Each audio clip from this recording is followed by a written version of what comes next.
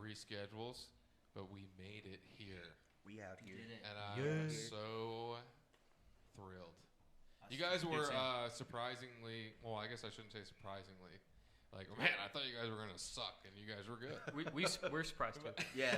It's surprising that you would say that. But yeah, so I like I said, when you guys were coming in, it was like, I feel like I know you, but I don't know you. And I think it's just been like, we've been scene hoppers and Facebook friends for so long. I do think Monco probably was it. Yeah, like for me and you. When you're a Monco student, like you meet like tons of other people who like eventually show up elsewhere in the scene because it's just like a hub for arts and creativity. Definitely. And I'm sure I either met you there or at a show before that. Right. Yeah. But who knows, really? It is tight knit. I mean, like you just go through the list of like how many people you know, and if you were in Jersey or Philly or Lansdale or Doylestown, it's like we all know the same people. Yeah, for sure. So I guess I know we talked about this with West Main, but like Lansdale, that Lansdale area is like such a hub for sound, like that like heavy emo sound, and also like the Wonder Years and all this, but hardcore. Dude, it's like crazy, like how much of influence that has on the scene of like molding a sound into like, oh, that's like the Philly bass sound, or like everyone's going to Will Yip for that sound, but they're bringing it to him. Like they already sound like that. So your guys. You definitely have like a thrashy sound, and like with bands coming up now like Drain and all like taking influence from that like California thrash and shit. So where does that come from most of you? Well, two of you guys coming from like pop punk bands. You were in like a punk hardcore, which also comes across in your guys' music with like the political influence. But so yeah, the thrash though, we don't have like a lot of thrash in the scene. So does that come from just like a lack of it in the scene, or is it just like? I think we always kind of had like a metallic and like thrashy tinge to our music, and it was always in the back of my mind, like, wouldn't it be cool if we were just like a full-on thrash metal band? And then like throughout the pandemic, I just like, I don't know, everything I was writing just kind of, it was way more like straight up thrash metal, and I came to them one day and I was like, would it be cool if we just like became a completely different band? Because this just makes way more sense to me now. We're very understanding. We're like, we quit. Yeah, that's what I was walking into it like, they're gonna hate this, but no, it worked out really well. It's been a lot of fun. It's been awesome. So on my research, you guys have been a band since 2018 or 2017, like something 17, like that. Yeah, that sounds about right. Yeah, they Ryan was in a band called Ronald Ray Gun, and when that dissolved, he just had these songs and found Mike, and then they did the first EP with Ryan playing drums, and then I was like doing my thing, and Mike one day hit me up. He's like, dude, like, I'm in this new band called Brandish, like I need a drummer. I saw you. I saw you playing that Primus cover band. Oh yeah, you're playing this I open played a hand Primus technique, cover band, man. I was like, he's Derek Grant. And so yeah, the secret was out that I played drums, and then like show up at Ryan's house, and I'm like, Ronald Ray Gun, like I recognized him from Ronald, and we had played shows in the past together, and like I think the three of us coming together kind of like it was like sort of like meant to be. Really, it was destiny, because like the three of us have such similarities and how we grew up, and what we liked, growing up, and like skateboarding and all that shit, and then and we're also like music dorks, like we're all like a ton of different shit, and we just speak the same language, and so when it was skate punk, we meshed right into it, and we all could kind of rock the house. And then when Ryan's like, I kind of want to go in this like heavier direction, we're like, fuck yeah, because like I grew up listening to like heavy metal, but it made sense because what we were playing prior to that was like a really technical punk. Yeah, it was kind of obvious. It was like not a harsh transition. We were just like I forget who said it, but I think it was one of your friends. I can't remember, but it was just like, we're kind of rebranding Brandish, and we're like a thrash metal band now. and someone was just like, yeah, that makes perfect sense. That makes the most sense. I think it's just like almost like when a Pokemon evolves, it's just like it's kind of the same thing, but like now it's got like an extra limb, or like whatever, like Charmeleon. So you're now. not just music dorks. You're just like dorks. Yeah. We should clarify. We should clarify. Just across the board. Yeah. Right. Yeah. General dork. Yeah. Dorks that like music. I feel like that is like a common thing in like any artistic community. It's like, oh well, like what are you guys playing on PC? I feel like it comes with the territory. Yeah, like you gotta be kind of a dork, man. Yeah. To like obsess over something. Yeah. I think it's more or less just like we don't. It's not like we see like a void or that we have to fill or something. It's more or less like, we found each other. Yeah. In this big old community of music Right. in Philly and On all that, Hinge. and we were just like, this is the shit. This is the shit that we like. This is the shit that we like to talk about, and we're like, oh, dude, that one record from that one Metallica record, or like whatever it is, like Yeah. One Dead Kennedy's record. oh yeah, it's just like whatever it is, like we see eye to eye on it, and we're just like, that's just kind of obvious. Like we don't really care, like Yeah. if it's filling a void or not. That's just like what we naturally do. So. Yeah. Cool. So you guys are also like multi-instrumentalists too. Mentals, yeah.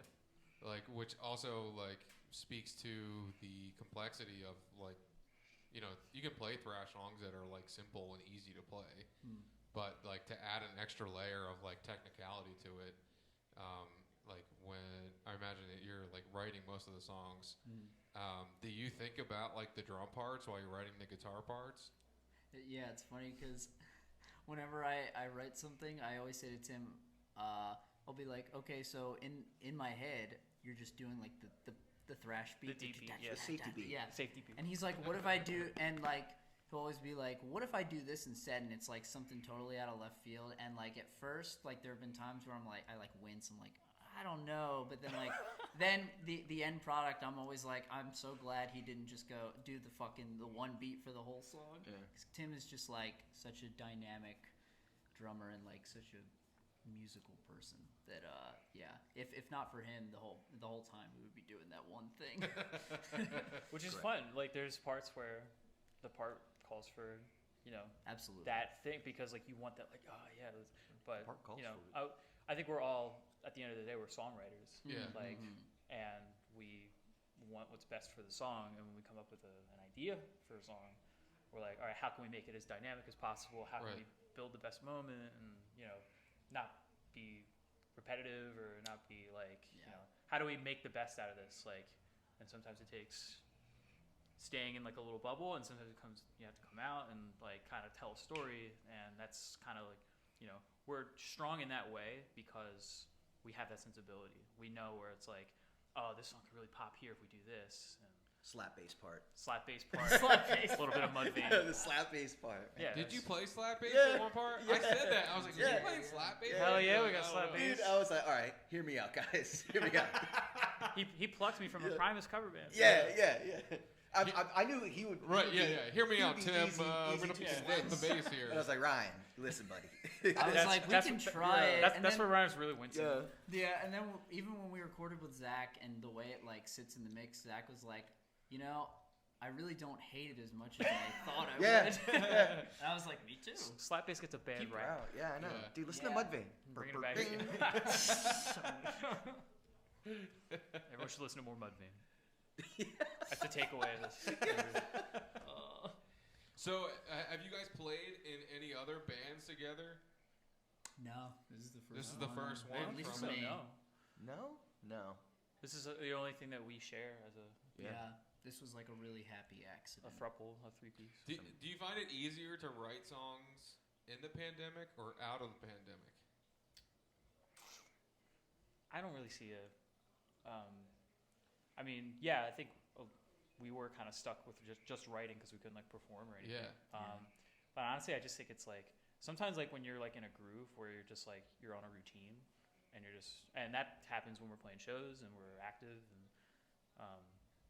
I write all the time, and I know these guys do. Like it's just like it's almost like regardless of the scenario, I think it's just like Right. something comes to you and you're like, oh, like Sure. obviously when you're just stuck at home doing nothing on your laptop, it's like, all right, I guess I have to write. Like it's all I Right. can do. Yeah. just in case the world comes back. You know? Yeah, I found it a little harder just because I think I had a lot of points where I was like, what's the point? I like how we were all like Yeah, ready to like abandon music. We were just like, this is it. Like I if was there's ready another- to Dude, abandon. I I was like, I'm just gonna do It's just something like else. it's just so funny to look back though. It's just in retrospect where it was just like we're almost like thankful, like thank God we don't have to do music anymore. Oh my God. I was We like, get back to thank our God, lives, like- I'm fucking done, dude. I'm about to turn 30. I'm done. And then Yeah, like, it's just like Those expectations just fucking melted. right. Just melted. yeah, I don't know. Can't get away from it, you know. I don't know. I don't think it matters if you write, then you just put yourself on a routine. Yeah. Yeah. I actually found it a lot harder to write during the pandemic Yeah, because when everything shut down, I was like, oh, there's all this time now to write, and then I was like so forced that I did absolutely nothing. yeah. I felt the same way. Yeah. So I definitely struggled. So after the first round of songs of like, hey guys, I have these songs, we should put like a project together. Have you guys contributed to writing more songs?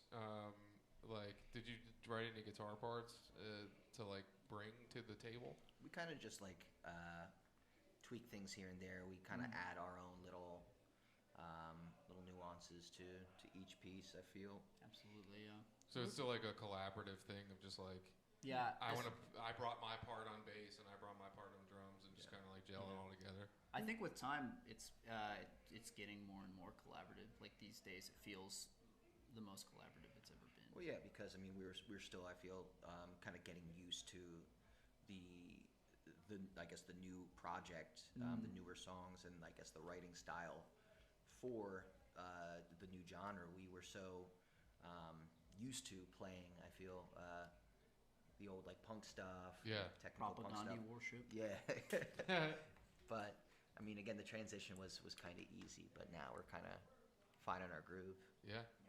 And we mostly stay in our lanes, like with Ryan will just.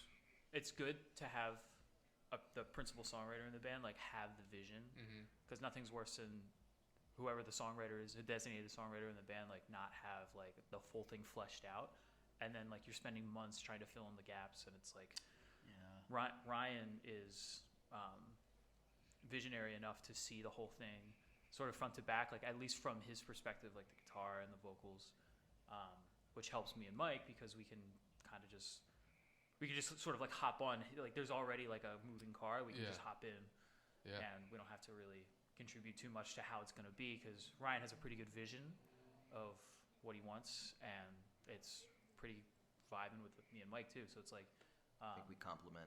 But that's not to say that like Relatively in the nicely. future we might be more like like Mike adds something like a bridge, or like we expand something, or do something really wacky, like because eventually like we're gonna want to make a different type of song or whatever. Yeah. So. And you guys have done a couple little tours already, right? Yeah, I think we did a tour like after only being a band for a couple months. Yeah, it was like right off the bat when I joined. Yeah, it was like a 3-week tour or something. Yeah, that was East Coast. Yeah, and we like didn't really know each other very Yeah. well. It was weird. Doing it now would be so fun. Oh yeah, for sure. Yeah, Oh, yeah. But I remember like I was like, I don't even know these guys. Yeah. This is gonna be fucking weird. We just annoy the hell out of each other. Yeah. Doing like Nickelodeon impressions. And Oh my god. just punishing. All right, so now you're just focusing on like local shows until tour season. Yeah, we like I used to have a van, but it gave me so much grief and cost me so much money. I ended up having to get rid of it. So now we don't thought we were even gonna have die a in that van. van. Yeah, that thing was fucked up. It's down by the river now. Did your van have a name? I don't think so. We named our tour van Milton. That was like our thing. It was like an old Like- man van. Like Office Space Milton. It definitely had that characteristic. Okay. Did it have a stapler in it? It No was red. stapler. Yeah. It was red stapler. Transmission would overheat though. That's So why. that's kind of like the same thing. Yeah. Milton did burn down the business, didn't he? Yeah. That makes Yeah. sense. Set the building on fire. Sorry, spoiler alert for if you haven't seen Office Space. Yeah. I think the ship has sailed there. So Yeah. fuck you if you. I think if we were didn't to see have that. named Yeah. it, I think Vandish would have been a great. Vandish. Oh, God. It's a the gift. missed opportunity. It's a gift. It's That would be- well, next one. Yeah. Yeah. We're like, next one. hey everybody, we're looking for Vandish, Vandish. the fourth band member. It's like Forrest Gump's like, bad luck to have a van with no name. Like, I thought of the most beautiful name I could think of. Brandish. All right, well that's something to look forward to. Do you guys have any shows lined up now? We have one next weekend in Lansdale. Yeah, Round Guys Brewery. Yeah, Round Guys Brewery. Who's that with? That's with LMI and. It's LMI and Bus Stop Ministers. Yeah, and that's for, was it Better Days Ahead? It's a benefit for Better Days Ahead. It's a charity that helps the homeless in not just Lansdale but surrounding suburb I think areas. based out of like Phoenixville. Okay. Phoenixville, yeah. Right. Mhm. There's was it Chris Brickhouse? Chris Brickhouse, that's right. He runs and operates it. Cool. But yeah, it should be good. So like you guys have had like pretty successful runs with some of your other bands. Are you like taking some of those like same principles that you've done and like applying it to this band, or is it kind of like a fresh start for you? Like, what's the deal with that? I would say like each project is unique, and I think you have to come, you kind of have to approach it from a different perspective for each project, or at least I try to. But I still take like the lessons and things just I've learned from the other projects, and I try to apply it. Yeah. But again, you're working with different people. Yeah. So I mean, like different bands, like different subsects, like it's like, as much of a melting pot as it is, like you're still subject to like, if you're a hardcore band, you hang out with hardcore bands. Like if you're a metal band, you hang out with, and there's like a little bit of like sort of cooperation there, but it's like we couldn't play like a pop punk show unless it was like some kind of like wild thing. So like sometimes there's not a lot of cross contamination, and you kind of have to treat like, especially like with us, like it's benefit for us to want to at least ingratiate ourselves with a bigger hardcore scene, or like a bigger like metal, like-minded audience. Yeah, and because that's just smart marketing, really. It's just like you want to go where people will receive you the best and are almost kind of looking for you, and so that might not apply across the board, like if you're in like a pop punk band or an indie band or whatever. Right. So, like, do you have any? Are you guys recording any EPs or anything right now? We're like we're writing right now. We've it's sometimes it ends up being a much longer process than we anticipate. But yeah, we're trying to record something probably in the spring. Yeah. I would say we already have that new song. Yeah, so we have one new song. We have one new song. But then are you working like trying to do like a full length thing? Or? I would probably do another smaller release for now, and then maybe full lengths give me anxiety. Yeah, me too. like just thinking about it, it's like, dude, it's 2024, man. Full length is. Yeah, I don't think anybody has the attention span for a full length anymore. I love a full length, man. A solid full length. Yeah, I don't know. We need like an advance or something. It's like here's a couple $100,000. Go crazy. Okay. Here's Rick Rubin. He'll help you. Yeah. Oh Lord. I love Rick Rubin. So do I. Have you read his book? He has a book. I didn't know that. He's got a book about God damn it, I forget what it's called. It's like the art of creativity or something. Yeah. Something one really of our interns like is supposed to give me the book. We did like a book trade.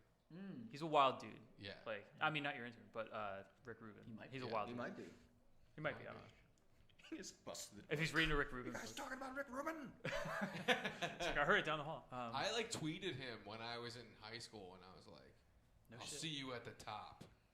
It was a crazy tweet to tweet at Rick Rubin. Yeah. You know, Rick Rubin has no idea how to run a soundboard. He doesn't even touch it. He walks into a studio and just sits in the back and just like pitches ideas. Like it's wild. He does nothing mixing or engineering or anything like that. It's a big misconception about him as a producer. And he's like strictly a producer of just like, I know what I like, and it just so happens that other people like what I like. Yeah. He doesn't even care if like other people don't like what he likes. He's like more in tune with like the universe. He's just like, I'm all about like spirituality and like feeling and like the emotions that are invoked when this music is playing and like how can we optimize like it's. I'm sure that's what attracted Slayer to him. Yeah. And when he's doing Rain and Blood, he's just like, what emotions are being invoked? Rain and Blood. He's like, yeah, Rick Rubin, you really helped. Yeah.